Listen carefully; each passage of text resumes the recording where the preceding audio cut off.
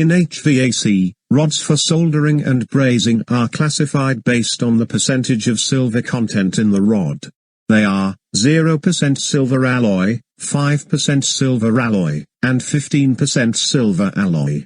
0% silver alloy does not have silver present in it.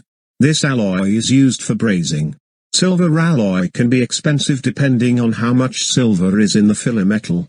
5% silver alloys are cheap but create weak joints. This is because they do not flow as easily as the 15% silver alloys.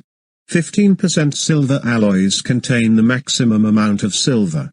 This alloy is more expensive and creates strong joints. These alloys are used in HVAC systems because they need strong and trustworthy joints.